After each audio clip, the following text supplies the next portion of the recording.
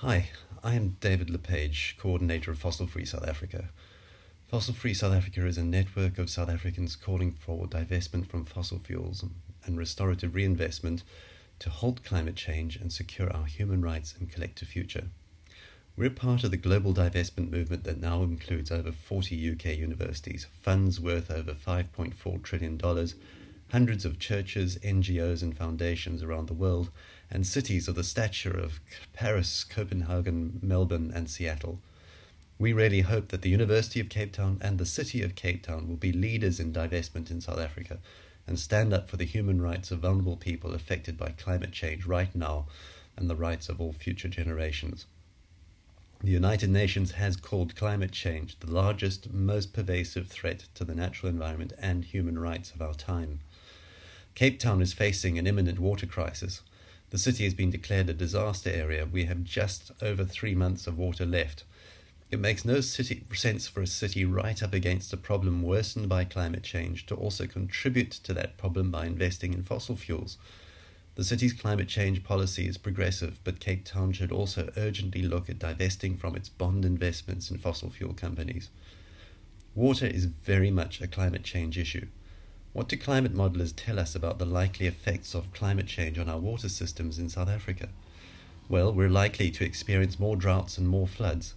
The east coast of South Africa may be somewhat wetter, but overall there's going to be less water security in South Africa in future and less water availability. The west coast is likely to be increasingly dry, hence in part our current drought. The natural tendency of 21st century people to the situation is, let's find there's somewhere there's lots of water and pump it in, or let's opt for desalinization.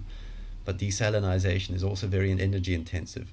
If we powered desalination using fossil fuels, it would be like burning our house down to stay warm.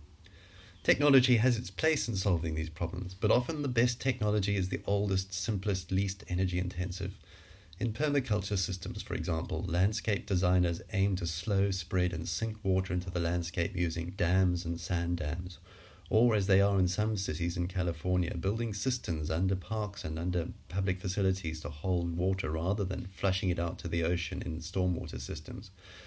Enough rain falls on Cape Town each year to meet most of our needs, yet we channel it into the sea and stormwater drains, or we use it to flush out sewage, which is a potentially valuable resource, into the ocean and polluting the sea and losing lots of valuable nutrients that could be recovered along with the water that carries them. Bernd Mueller is a permaculture expert on using landscape design to reverse desertification by holding water on the land. When you have flowing rainwater, he says, something in your ecosystem is wrong. You have to slow it down, spread it over the land and let it sink.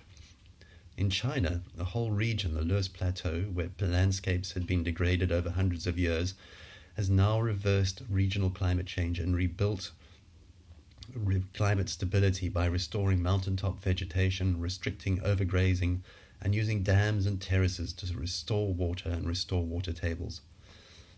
Water use is also very much an issue of equality.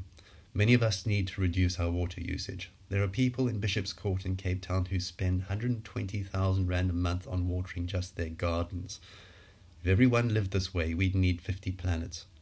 People often say we have a problem of overpopulation, but actually we don't have a problem of overpopulation so much as a problem of overuse of resources by some people.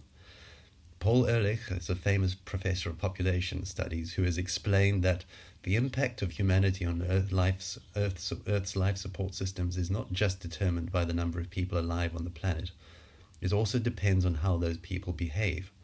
When this is considered, an entirely different picture emerges. The main population problem is in wealthy countries. There are, in fact, too many rich people. Gandhi said, "The world has enough for everyone's need, but not enough for everyone's greed." So we all need to check that we're following a one-planet lifestyle. You can find ecological footprint calculators online to help you start working out how to do that. We also need to start rethinking how our economy works. We're all obsessed with economic growth, but GDP measures economic activity, not human well-being, and the two don't always work together. But what GDP does measure well is environmental impact. The more our human economy grows, the more we are simply turning living systems into things. We are crowding out other species we rely on far more than we realize to capture carbon, produce oxygen, produce food, consume waste, and purify our water.